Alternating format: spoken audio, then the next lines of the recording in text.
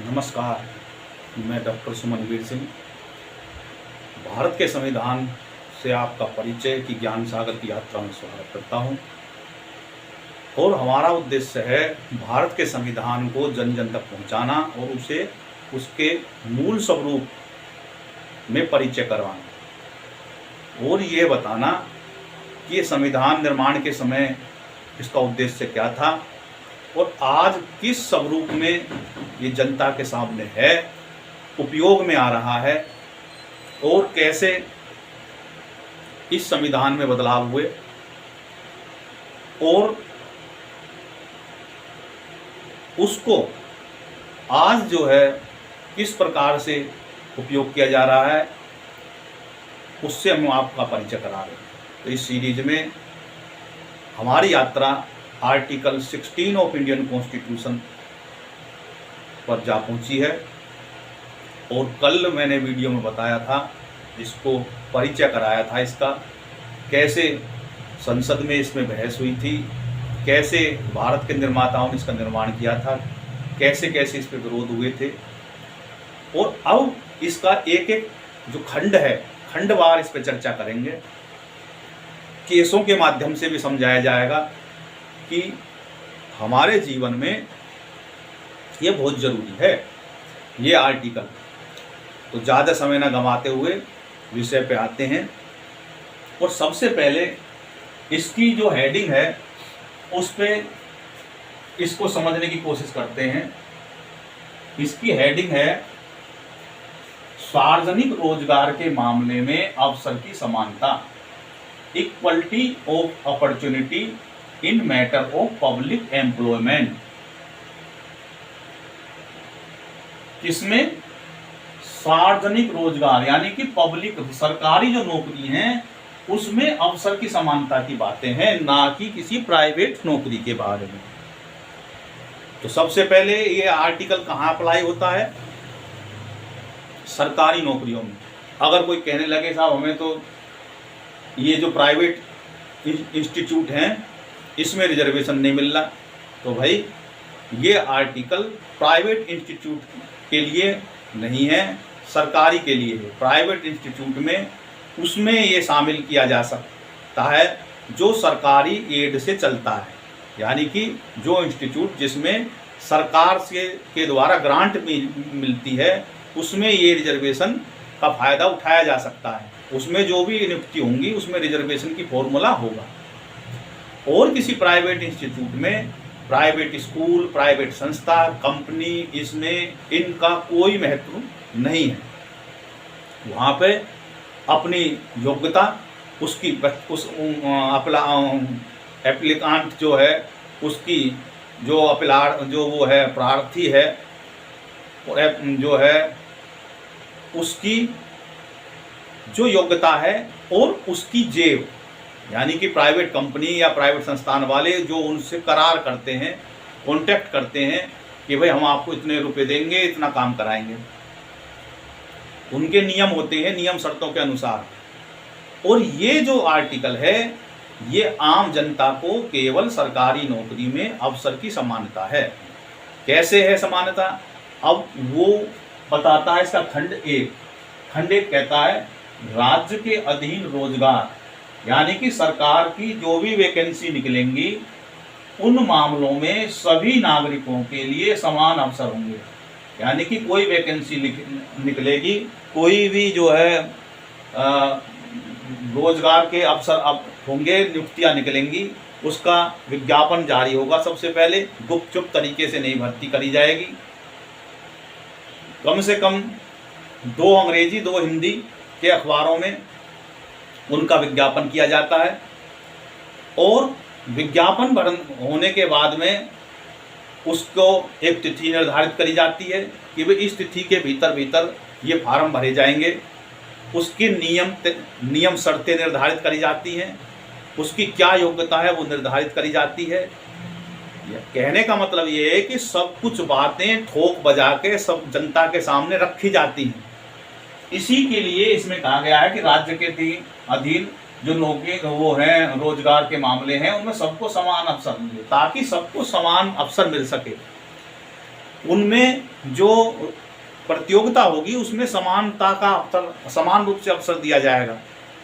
सब नियम तय कर दिए जाएंगे कि भाई ये नियम है, हमें इस प्रकार का आदमी की ज़रूरत है, उसकी इतनी योग्यता है, और जो कोई भी इसमें भाग लेना चाहता है वो इतनी तारीख तक अपना फॉर्म जो है फिल करके, और अब तो ऑनलाइन का ज़माना है, पहले तो वो हाथ से भर के जमा करते थे, और वो इतने समय के भीतर भीतर वो हमारे यहाँ पे पहुँच जाना चाहिए।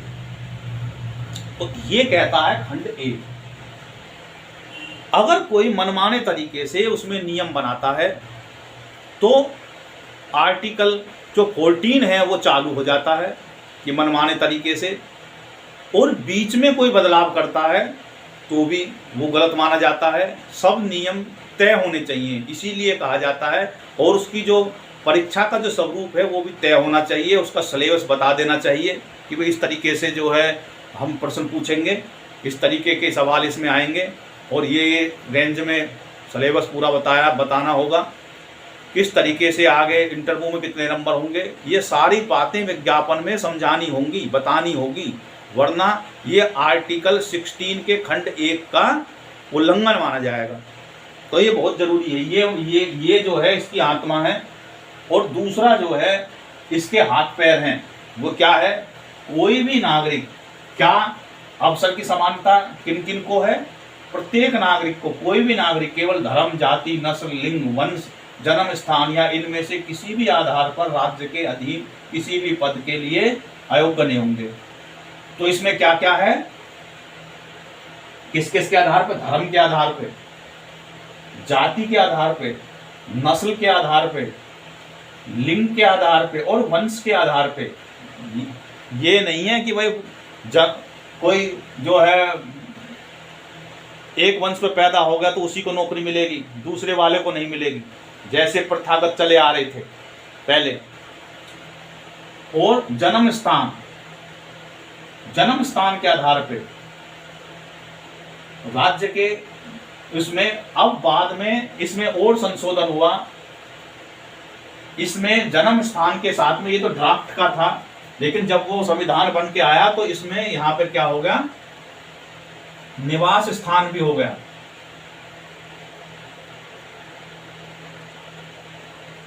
तो किस किस के आधार पे, निवास स्थान के आधार पे भी आप विभेद नहीं कर सकते कि भाई आप जो है यहाँ आवास नहीं है इसलिए हम आपको नौकरी नहीं दे रहे। तो इन मामलों में विभेद नहीं किया जाएगा। इसके बाद में ये दो जो हैं इसकी आत्मा है, मूल जो है इनके दो ये हैं। इसके बाद में इसमें जो इसका खंड 3 है, तो खंड 1 के आधार पे कई केसेज हैं, और जो इसके मूल हैं वो केसेज किस प्रकार के हैं, वो केसेज इस प्रकार के हैं कि भाई किसी ने विज्ञापन में जो टाइम नहीं बताया, और जो है उसमें जो नियम शर्तें थी वो सही तरीके से नहीं बताई, या बीच में बदल दी, सही तरीके से उसको जो किसी को नौकरी से हटा दिया बगैर अवसर दिए, तो ये भी। या अब जैसे गेस्ट टीचर हैं, कभी केसेज आया और वो आज के अखबार में फिर दे रखा है कि हम जिसने 5 साल नौकरी कर ली उसको रिटायरमेंट तक उसको फिक्स कर दिया जाएगा। तो इसमें क्या है, शुरुआत में जो प्रारूप में, जिस प्रारूप में वो विज्ञापन निकला था उसमें ये अस्थायी थे और सत्र के आधार पे थे, सेशन के आधार पे थे, भाई इस सेशन में, दूसरे सेशन में, तीसरे सेशन में। तो इसमें ये आर्टिकल 16(1) और 16(2) का सरासर उल्लंघन है। अवसर की समानता नहीं मिल रही। मान लो किसी कारणवश कोई एक सेशन में जो है उनकी जो, अगर वे जो हाई कोर्ट में जो है वो अर्जी लगाते हैं, वो कहते हैं कि साहब हमने तो उस दौरान बड़ा चयन प्रक्रिया के थ्रू हमने नौकरी मिल गई थी।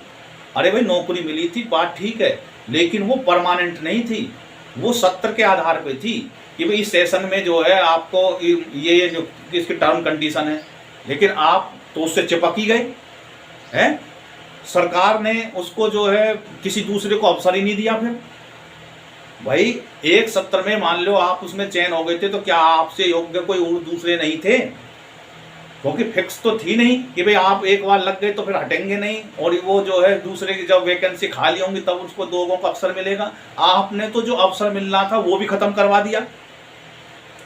तो आर्टिकल 16(1) का तो उन्होंने सरासर उल्लंघन हुआ इस मामले में।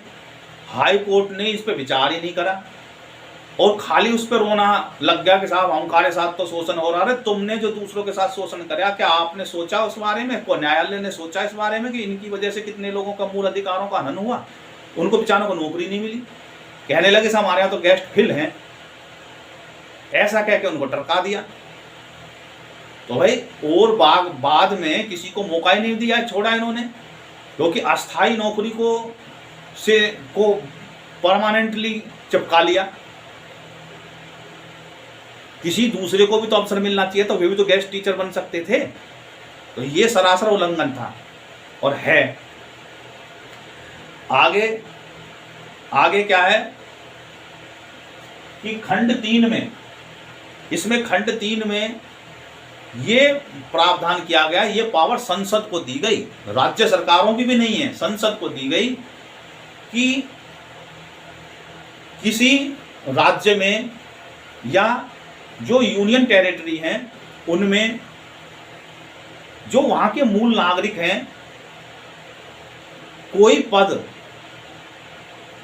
वो उसमें ये कंडीशन डाल सकते हैं कि इस पद को मैं इस राज्य में इतने दिन तक उसमें वास करने का, उसमें रहने का उसको तजर्बा हो, और वहाँ का जो मूल वासी है उसको अवसर मिले, ताकि ऐसा ना हो कि उनके लोगों को अवसर ही ना मिले। मान लो छोटे राज्य हैं, पर्वतीय राज्य हैं, पहाड़ी क्षेत्र के हैं, जनजाति क्षेत्र के हैं, वहाँ इतने पढ़े लिखे लोग नहीं मिल पाते, और कुछ जो पढ़ लिख भी पाते हैं तो उनके पास में इतने संसाधन नहीं कि वो कैसे आर्टिकल 16(1) के अनुसार जो है असमानता के उसको अवसर मिल सके। तो उसको भी ध्यान में रखते हुए फिर दूसरा, वहाँ के भौगोलिक क्षेत्र से वो परिचित होते हैं, तो इस प्रकार के लिए उनको लगा कि वहाँ के लोगों को ही अवसर मिलना चाहिए इन नियुक्तियों के लिए। तो उसमें संसद को ये प्रावधान करने की शक्ति दी गई आर्टिकल के इसके 16 के खंड 3 में, कि वहाँ के जो राज्य हैं उनको, उनके लिए प्रावधान करने की शक्ति संसद को दी गई है। और इसमें जो है हिमाचल प्रदेश, आंध्र प्रदेश, त्रिपुरा, मणिपुर आदि जो है अंडमान निकोबार टाइप, ऐसे आदि जो वे राज्य हैं उनको ये इस बारे में इसमें था कि भाई शुरुआत में उनको तभी 5 साल राज्य बनने के, और जो है बाद में उसको फिर बाद में और बढ़ाया। तो इस प्रकार से उसमें संसद को पावर दी गई। ऐसे ही एक केस आया SK अच्युतन बनाम केरल राज्य, ये 1959 का ही केस है। इसमें क्या था कि किसी को सरकारी संस्थान में, सरकारी अस्पतालों में दूध की आपूर्ति का ठेका दिया गया। उसके बाद में उसने जो है वहाँ पे दूध दिया और बाद में उसका ठेका रद्द कर दिया गया, किसी और को दे दिया गया और दूसरे को दे दिया गया। तो सरकारी राज्य के जो दिया गया वो जो था वो सरकारी संस्थान थी, सरकारी, जैसे एक तो होती है सरकारी डेयरी, तो सरकारी दुग्ध संस्थान को वो ठेका दे दिया गया। उसने अर्जी लगाई कि साहब मेरे से ये जो है मैं एक आम जो है जनता हूँ और मेरे को ये ठेका लेके सरकार को मुझे जो अवसर मिलना चाहिए था मेरा अवसर ख़त्म कर दिया। अब बताओ सरकार की संस्थान से मैं कैसे तुलना कर लूँ, मुझको तो अवसर ही नहीं मिल रहा। तो उन्होंने इस मामले में यह निर्धारित किया गया कि भाई जो भी ऐसी बातें आती हैं वो जो नियुक्ति परमानेंट होती है उनके लिए है, ना कि किसी टेंडर के मामले में। टेंडर में जो है वो ऐसा नहीं होता कि उसमें रिजर्वेशन हो या कोई और अन्य कारण हो। सरकार जिसको लगे कि ये जो है हमारे टर्म कंडीशन को फिट कर रहा है या हमको सही रेट में देगा, उसकी गुणवत्ता सही होगी, उसको वो ठेका दे सकती है। इसमें किसी का हक नहीं होता, अधिकार नहीं होता कि साहब हमको ये ठेका मिलना चाहिए। तो इसलिए ये उन्होंने माना कि ये कोई लोक सेवक की नौकरी नहीं है, ये एक जो है सप्लाई के लिए दी गई एक सर्विस के लिए आपको जो है रखा गया था।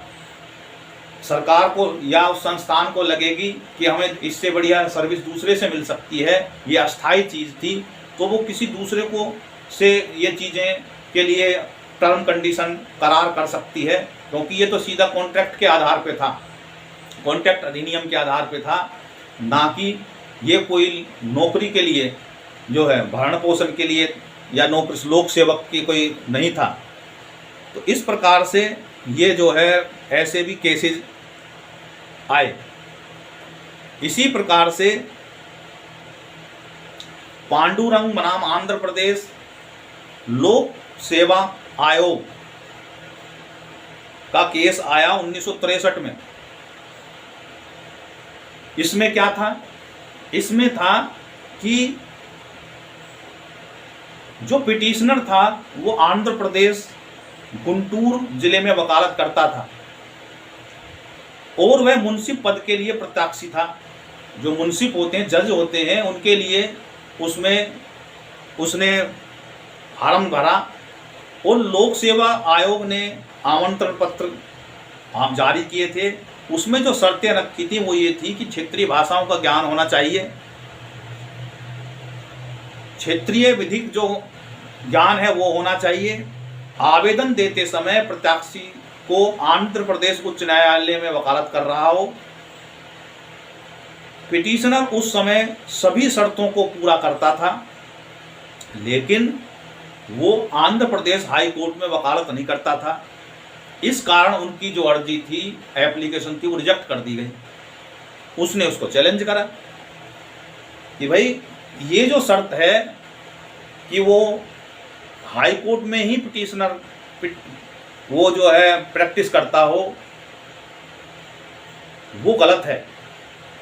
एक तरफ तो आप कह रहे हैं, वो उन्होंने तर्क दिया सरकार ने, क्योंकि वो हाई कोर्ट में अगर वो प्रैक्टिस करेगा तो उसको वहाँ की विधिक, राज्य की विधिक जानकारी हासिल की जा सकती है अच्छी तरीके से, बारीकी को।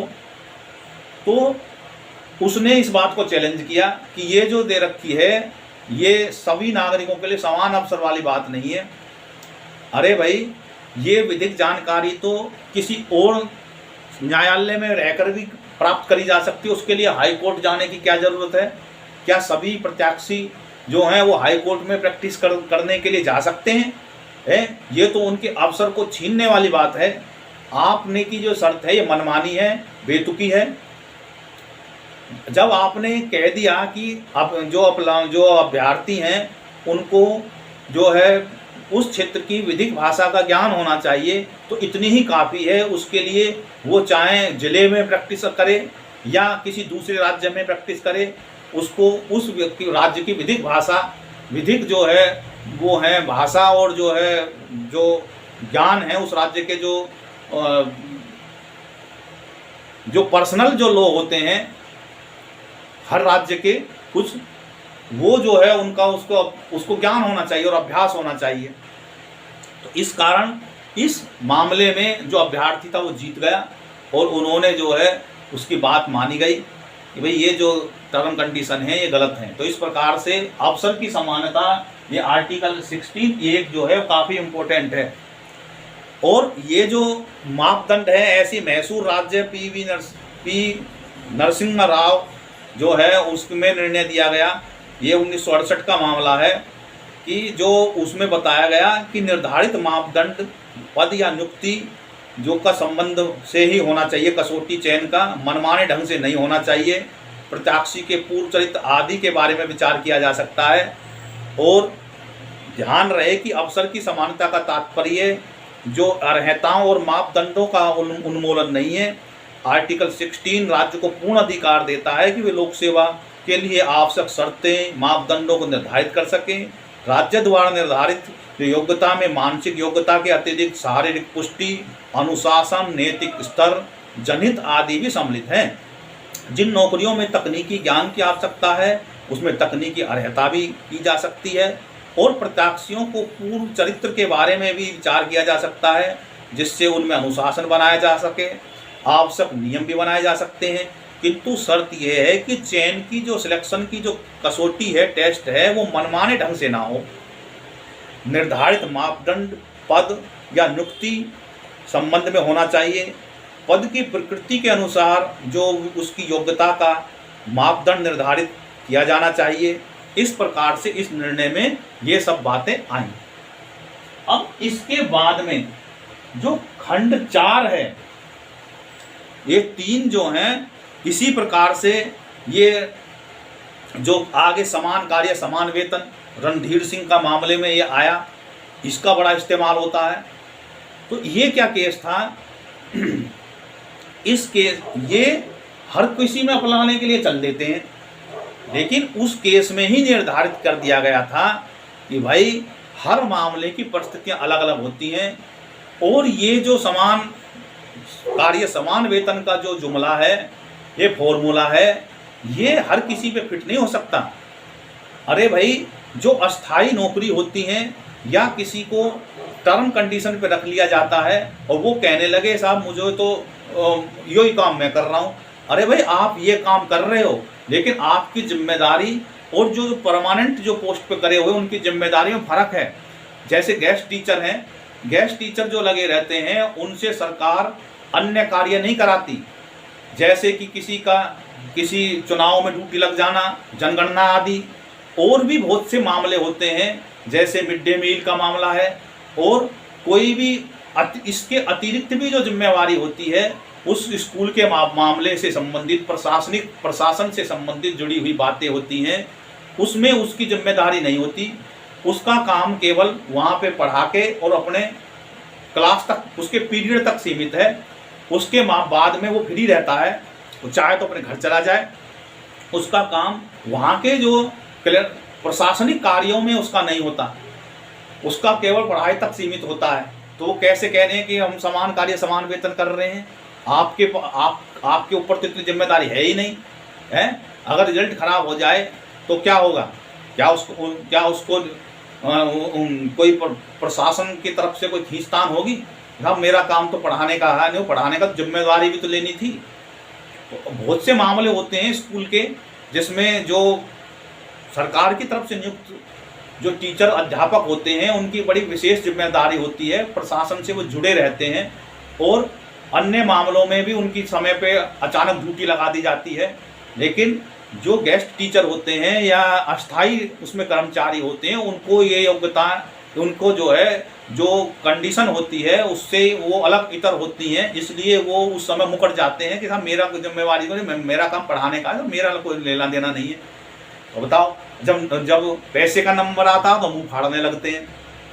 तो इस प्रकार से उसमें कहा कि भाई जो है ये समान कार्य समान वेतन, यद्यपि संविधान के अधीन कोई जो है समान वेतन का अधिकार नहीं है, सिद्धांत कोई मूल अधिकार नहीं है, किंतु आर्टिकल 14, 16 और 39 के अधीन, सी के अधीन ये जो है संवैधानिक लक्ष्य है कि उसकी प्राप्ति संवैधानिक उपचारों के द्वारा की जा सकती है। रणधीर सिंह में दिए गए विनिश्चय में अनेक मामले अनुसरण किए गए और आज ये मूल अधिकार ही बन गया। एक तरह से समान कार्य के लिए समान वेतन सिद्धांत अचानक आकस्मिक रूप से नियुक्त दैनिक वेतन भोगी पर भी लागू होता है, किंतु समान कार्य के लिए समान वेतन के सिद्धांत सभी मामलों में समान रूप से लागू नहीं किया जा सकता।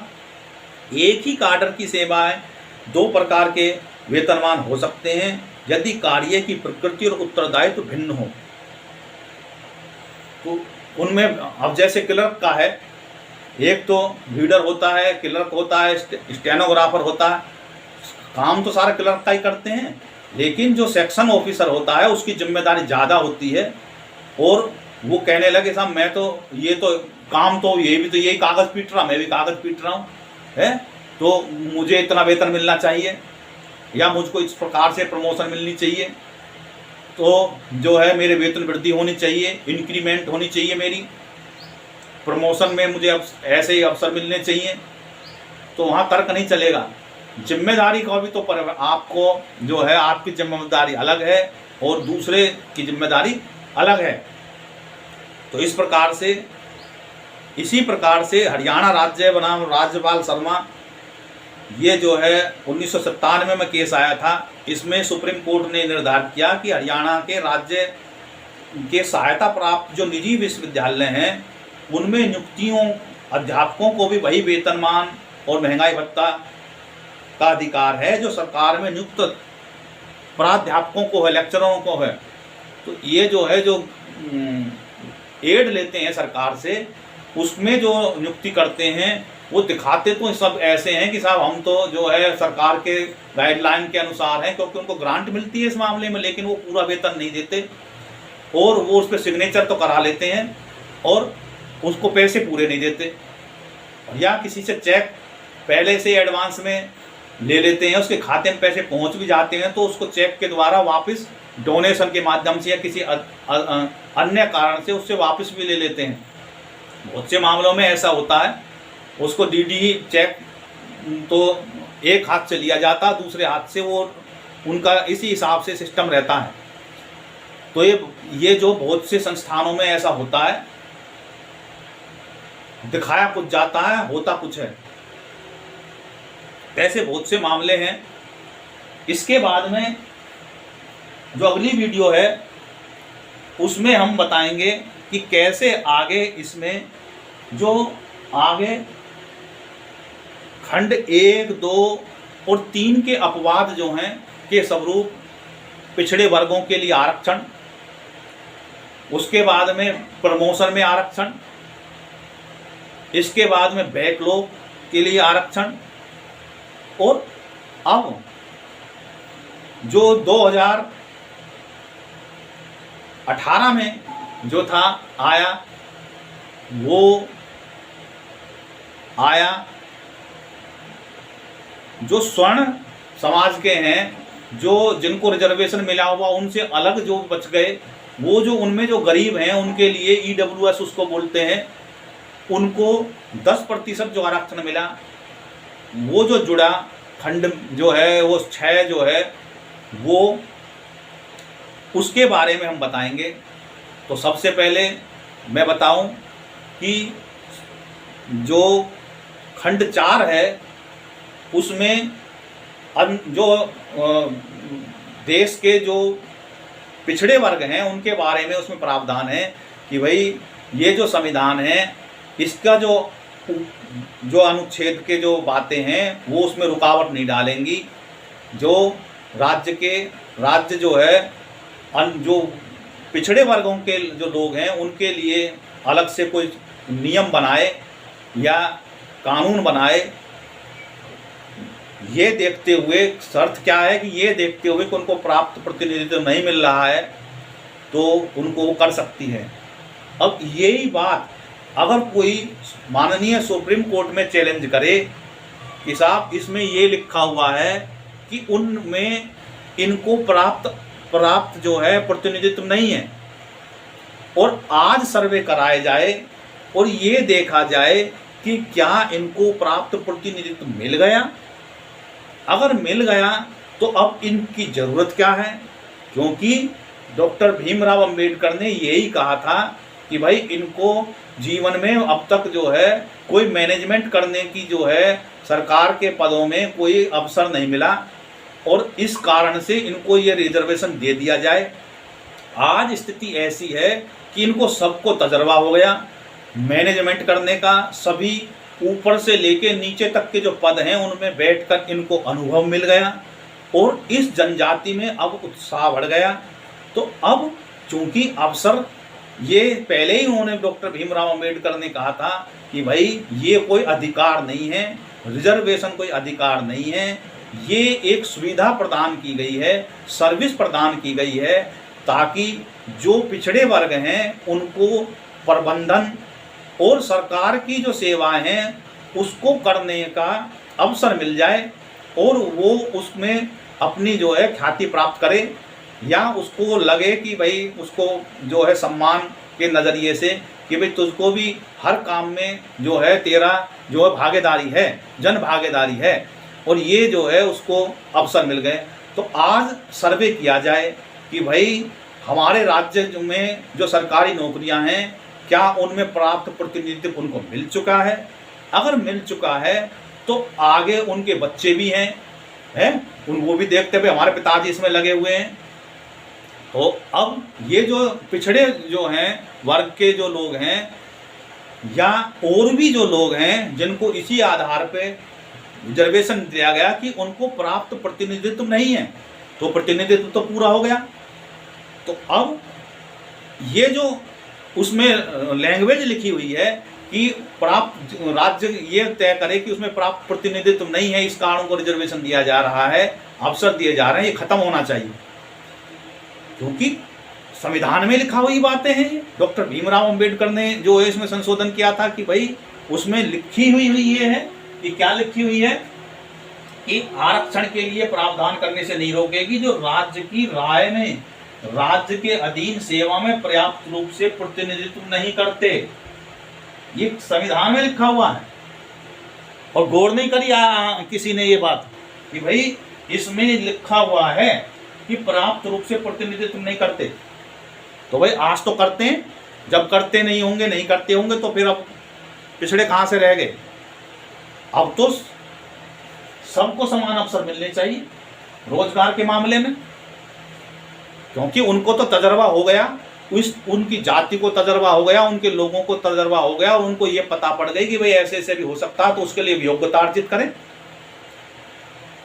तो ये सब बातें हैं जो आज के समय में चल रही हैं, जो बार बार माननीय सर्वोच्च न्यायालय में आ गया और ये आज के आधुनिक केसों में ये तय हो गया कि भाई इनमें क्रीमी लेयर बननी चाहिए।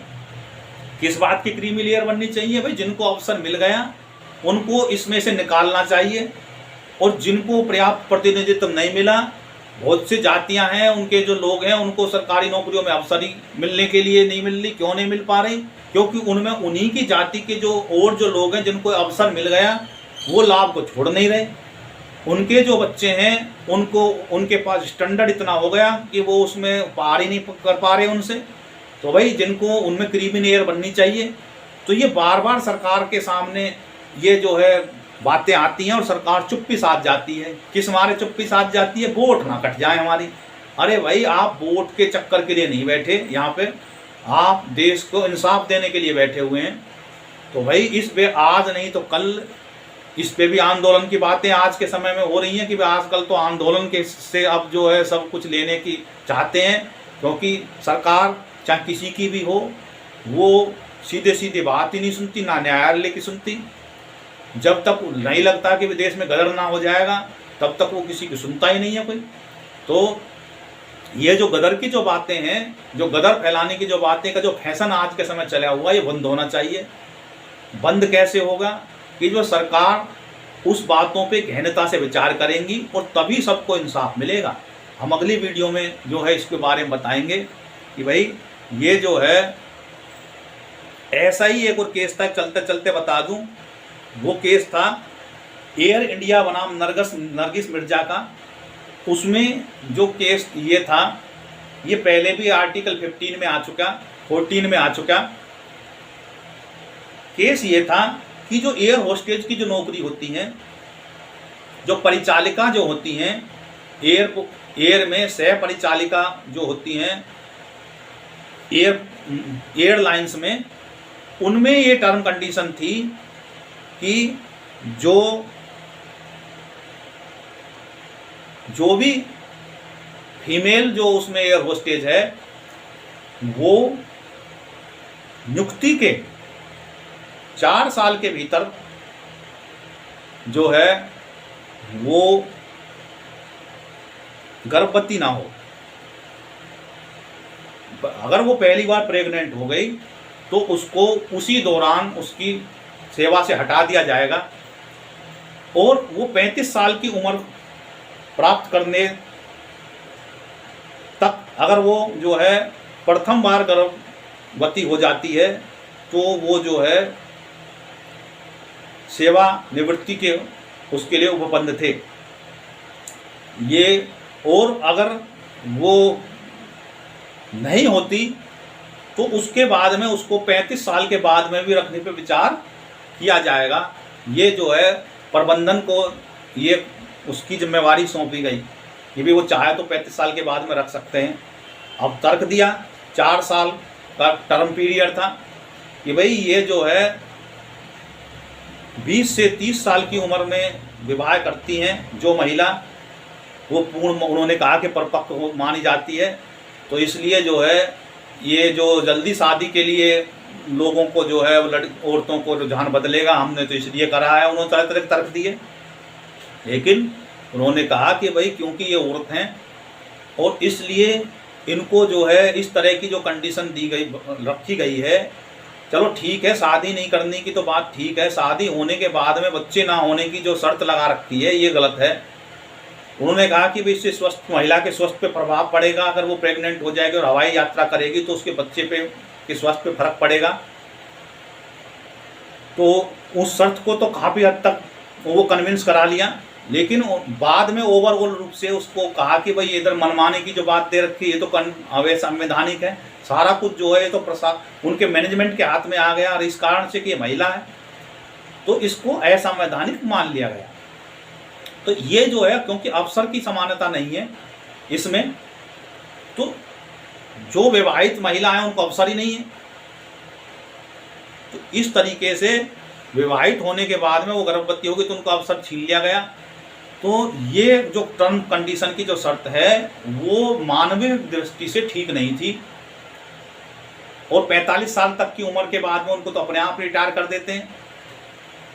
तो इस प्रकार से ये बहुत से केसेज हैं जो समय समय पर आए, इनको आगे चर्चा हमारी जारी रहेगी। इस वीडियो में फिलहाल इतना ही, और आगे जो वीडियो में हम बताएंगे रिजर्वेशन के मामले के बारे में बताएंगे, उसको इस सीरीज को आगे करेंगे। इस वीडियो में इतना ही। भारत माता की जय। जय हिंद, जय भारत।